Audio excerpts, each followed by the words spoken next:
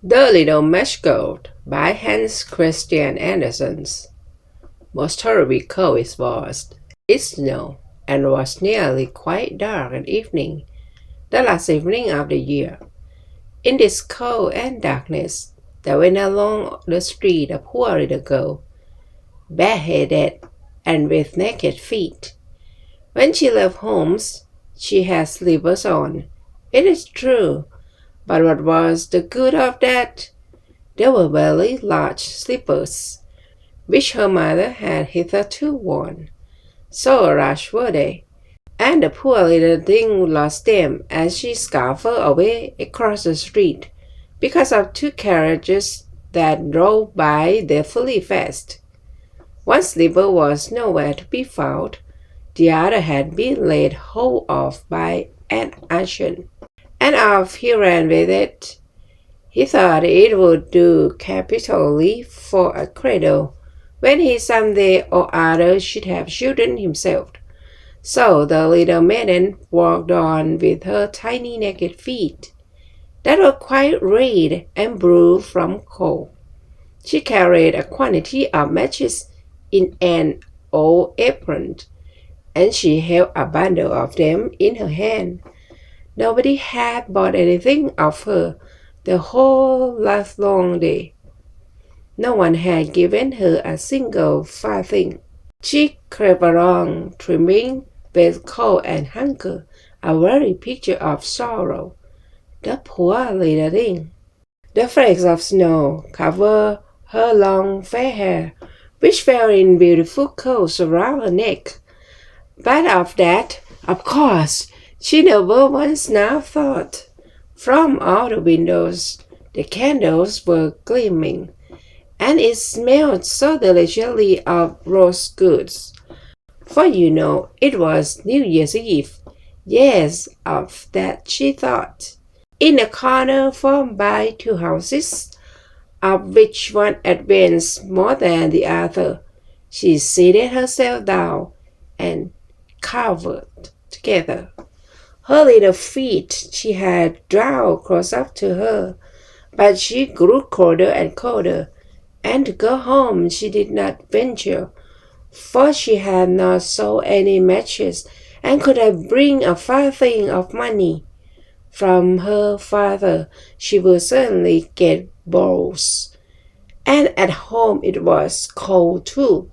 Far above her she had only the roof, through which the wind whistled, even though the largest cracks were stopped up with straw and rags. Her little hands were almost numb with cold. Oh, a match might afford her a world of comfort, if she only dared take a single one out of the bundle, draw it against the wall, and warm her fingers by it. She drew one out. Shh! How is breast? Now it's burnt. It was a warm, bright flame, like a candle. As she held her hands over it, it was a wonderful light. It seemed really to the little maiden as though she was sitting before a large iron stove, with burnished brass feet and a brass ornament at top. The fire burned with such brisk influence. It was so delightful.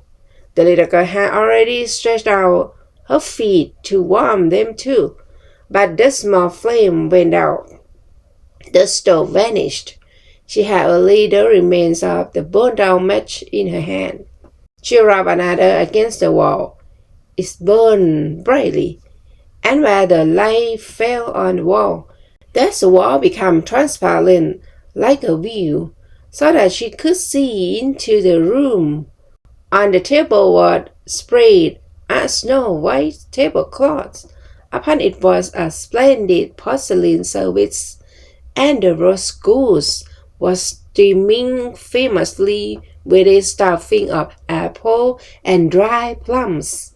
And what was still more capital to behold was, the goose hopped down from the ditch, reeled about on the floor, with knife and fork in its breast, till it came up to the poor little thing, When the match went out and nothing but the thick, cold down wall was left behind, she lighted another match. Now she was sitting under the most magnificent Christmas tree. It was still larger and more decorated than the one which she had seen through the glass door in the rich merchant's house. Thousands of lights were burning on the green branches, and gaily colored pictures, such as she had seen in the shop windows, looked down upon her. The little maiden stretched out her hands towards them when the match went out. The lights of Christmas trees rose higher and higher. She saw them now as stars in heaven. One fell down and formed a long trail of fire. Someone is just dead, said the little girl, for her old grandmother, the only person who had loved her, and who was now no more, had told her that when a star falls, a soul ascends to God. She drew another match against the wall.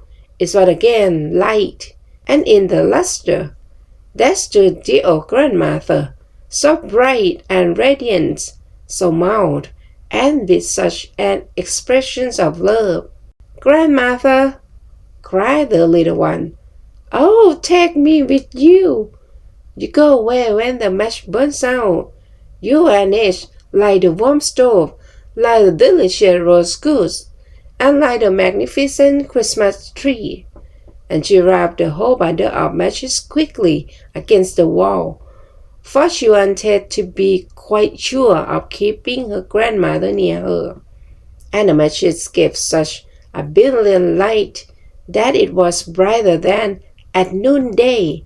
Never formerly had the grandmother been so beautiful and so tall. She took the little maiden on her arm, and both flew in brightness and in joy so high, so very high, and then above all neither cold, nor hunger, nor anxiety. They were with God. But in the corner, at the cold hour of dawn, sat the poor girl, with rosy cheeks and with a smiling mouth, leaning against the wall, frozen to death on the last evening of the old year.